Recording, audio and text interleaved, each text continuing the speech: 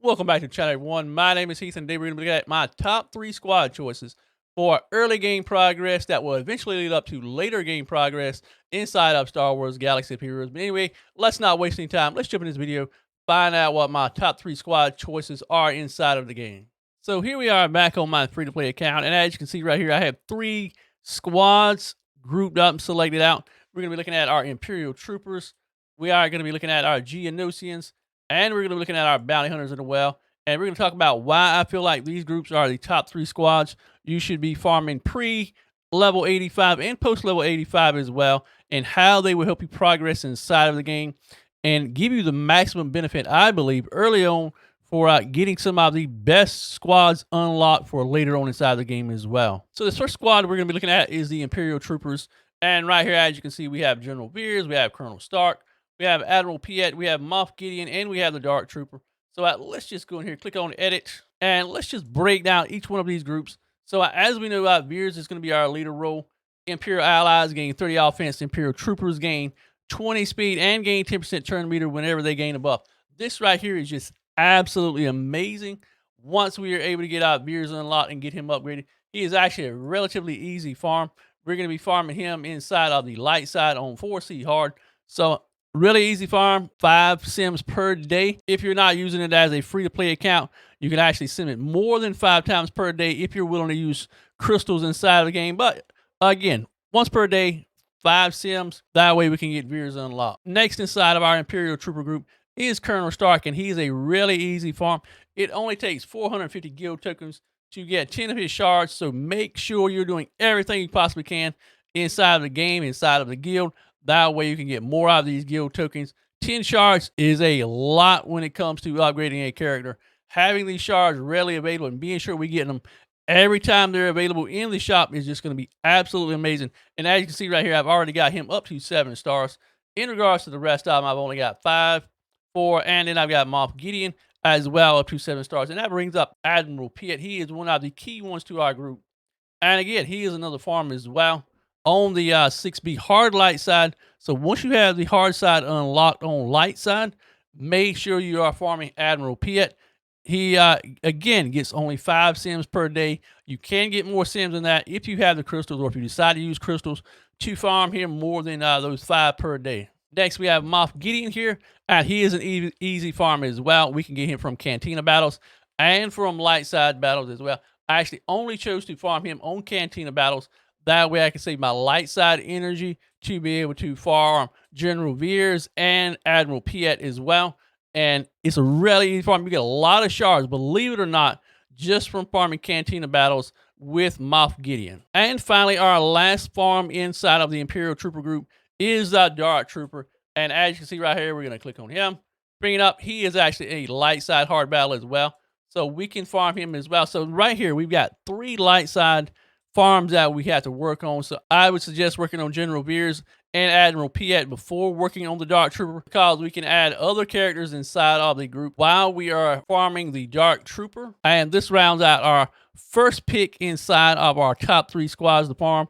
And we're going to jump over to the journey guide, take a look at it, and you're going to see exactly why I suggest the Imperial Troopers as your first real farm inside of Star Wars. So here we are inside of our journey guide, and as I said, the Imperial Troopers are going to be key to unlocking R2D. And as you see right here, I've got everything unlocked for R2 except for the last phase.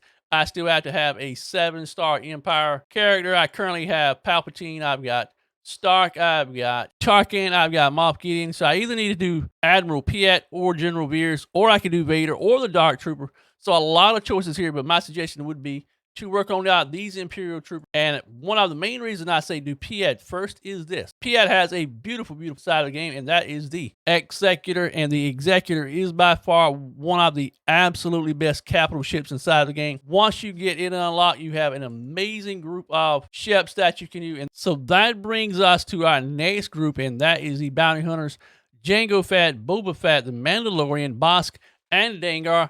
And quite a few of these have ships with them as well.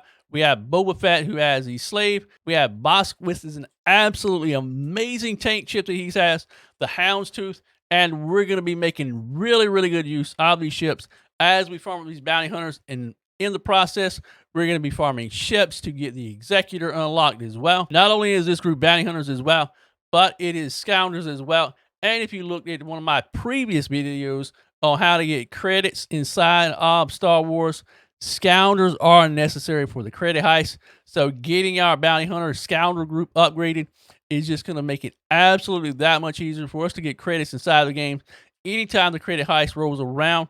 And that way we can absolutely max it out and get those precious credits to be able to upgrade our characters inside of the game. Now let's actually look at each one of these characters. We've got Jango, we've got Boba Fett, we've got Mando, we've got Boss. So here we have Jango Fett. Jango is actually a pretty easy farmer as well. Let me pop him up real quick. He is going to be light side hard. Again, 5 sims per day. Not only that, by farming him, you're going to get a 2-for-1 special.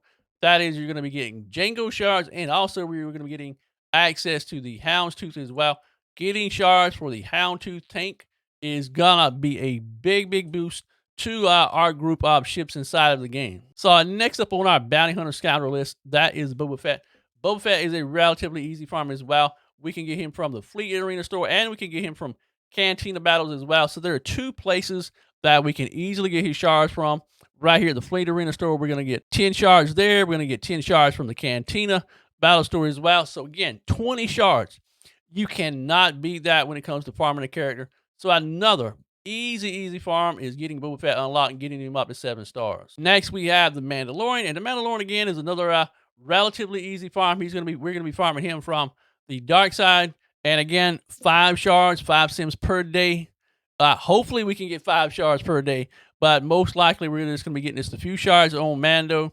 But again, 5 sims per day, unless we're using crystals to be able to farm it more than just those 5 sims per day. Later on, once we get the 5E hard on fleet battles unlocked, that's going to give us access to be able to farm more of the Mando shards. But early on, getting those shards for Mando is going to be absolutely great for our progress in getting the Mandalorian Beskar armor unlocked. So here we are back on the journey guide, and there we have the Mandalorian Beskar armor, and there we have Mando, which is one of the requirements to get the Mandalorian unlocked.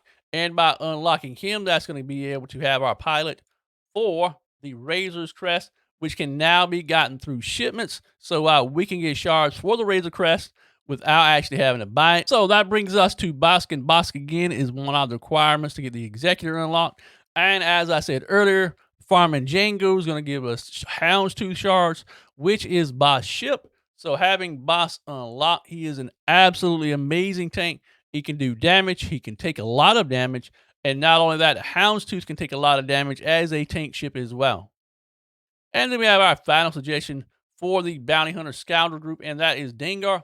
Dengar is a requirement for the Executor, and I've actually ran up against Dengar inside of GAC, and having him in a Bounty Hunter group is going to really help your group out a lot. He has an amazing kit that will just keep your Bounty Hunters alive, and he does just so much damage.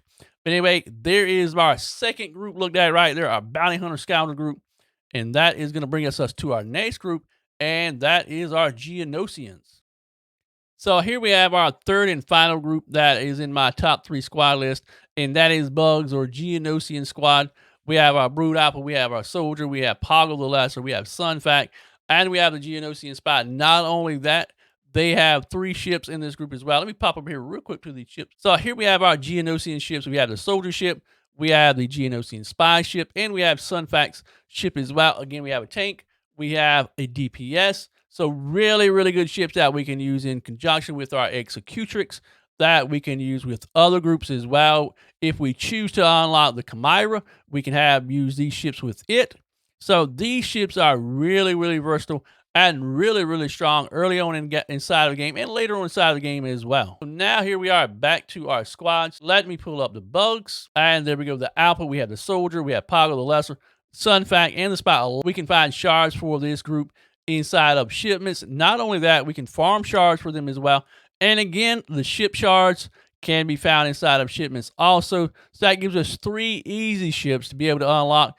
And we're going to have a really good fleet arena. We're going to have good squads to work with. So not only by unlocking the Geos, that's going to give us access to another character inside of the journey guide. Let's pop over there real quick. So here we are inside of the journey guide one last time. That's going to give us access to Padme. I would really recommend farming those Geos. That way we can get Padme unlocked. She's an absolute amazing leader.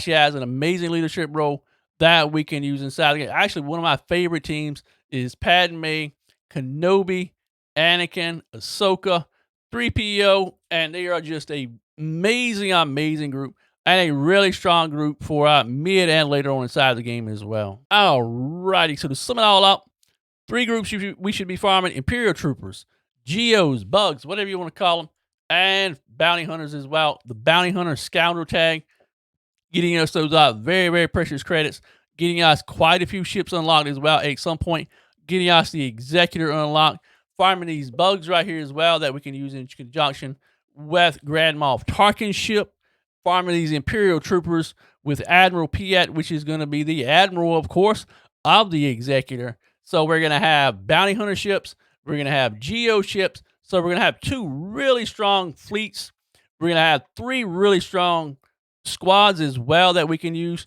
to counter just about anything inside of the game. So finally, those 3 groups are going to be able to get us to unlock a majority of the events, getting those red crates, being able to create our other characters inside of the game. Post 85 level, we're going to be able to do the conquest battles with those Imperial troopers. We're going to be able to take down a lot of different things inside of the conquest. We can use the Geos, we can use the bounty hunters, we can use those Imperial troopers. So 3 really good squads post 85 to be able to get out chest inside of conquest, to be able to get chest inside of the event tab, to be able to get ships unlocked for us. So all of these 3 groups are going to work hand in hand to just really help us push farther inside of the game and make our overall progress that much easier to do later on once we go for a Galactic Legend or another character inside of the game. Anyway, guys, hope you learned something in this video. Tell me what you're farming. What shards are you farming? What groups are you farming right now?